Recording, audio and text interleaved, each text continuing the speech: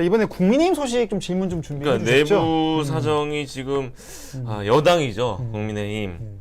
어젯밤에 이준석 대표에 대해서 경찰이 이제 불송치하겠다. 물론 증거인멸 교사랑 무고 혐의는 더 수사하겠다고 했습니다만 불송치 결정이 나면서 이준석 대표의 손을 들어준 거 아니냐 이런 분석이 나오고 있고요. 앞으로의 상황 어떻게 예상하시는지요?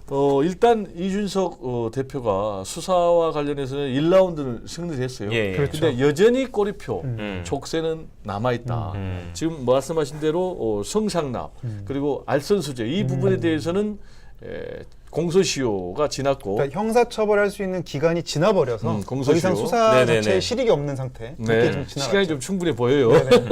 두 번째 증거 불충분 이걸 가지고 이제 불송치 사실상 무혐의 결정을 내린 거예요. 예. 그러나 증거인멸 교사 의혹 그게 뭐냐 김철근 당 대표 정무실장 통해서 예, 예. 7억 투자각서 써주고 예. 사실 확인해서 그런 일 없다라는 거 받았다는 거 아니겠습니까? 예, 예. 이 의혹 그리고 무고 혐의 고발됐는데 여기에 대해서는 앞으로 계속 수사하겠다. 그렇죠. 라는 이제 그런 거에서 결국 중요한 관건은 그렇죠. 앞으로 국민의힘 윤리위가 어떤 징계 결정을 내리느냐가 핵심 관건입니다. 사실은 그 당원권 징계가 나온 것도 자격정지 6개월. 그렇죠. 성접대 의혹 자체 때문이 아니라 아니죠. 성접대 무마 의혹을 걸고 사실 징계했던 거기 때문에 증거인멸 그 교사. 후자에 예. 대해서는 아직 수사 중이라면 사실은 윤리위도 이제 또 좀 제고할 여지는 있을 텐데 문제는 그럼에도 지금 또 문자 파문이 하나 또 나오지 않았습니까? 그렇습니다. 그러니까 유상범 의원이 윤리위 위원인데 이거 혐의 나오면 제명하겠다는 취지의 문자가 나온다 보니까 그리고 나서 또 바로 무혐의가 나와서 네. 상당히 또 좀 어떻게 될지 윤리위 선택에 대한 관심도 모아지고 있거든요.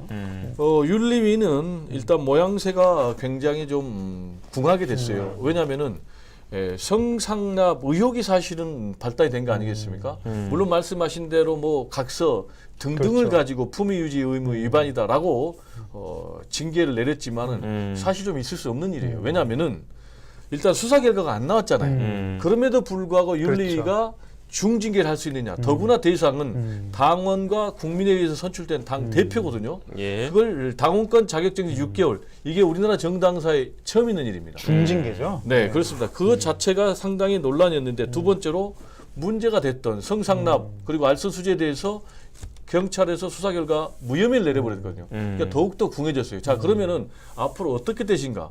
역설적으로 윤리위는 더 중징계를 할 가능성이 높다. 왜냐? 지금 가처분 신청 재판도 굉장히 불리해요. 그렇죠. 그러다 보니까 지금 재판부를 바꿔달라라는 재배당 신청을 했는데 그것도 기각시켰거든요. 그렇죠. 그러면 이렇게 불리하니까 더욱더 지금 절실한 상황. 뭐가 절실하냐? 윤리가 추가 징계 절차 개시를 했는데 그러면 제명을 해줘야만이 그렇죠. 상당히 유리한 환경이 조성이 되는 거예요. 그렇다면은 추가 징계 절차 개시를 내렸는데 그 내용이 뭐냐? 하나는 표현의 문제, 그렇죠. 또 하나는 법 위반 의혹의 문제. 그럼 여기서 중요한 문제가 나와요. 야, 표현의 문제 가지고 정당에서 당 대표를 제명을 할 수 있느냐라는 문제. 근데 그 법원에 탄원 썼을 때 뭐 신군부에 비유하고 뭐 이 표현을 좀 문제 삼는 거죠. 그것도 법원의 탄원서인데 유출한 주체가 지금 국민의힘이라고 지금 돼 있거든요. 그거는 그러니까 말이 안 되는 거예요. 그러면 윤석열 대통령이 지금 뭐 내부 뭐 총질 대표 이 문자는 왜 징계를 안 하죠? 이런 문제. 그리고 또 위반 의혹만 가지고 예. 또 당원 자격정지에 이어서 당 대표를 제명할 수 있는가? 그래서 상당히 어려운 상황입니다. 예.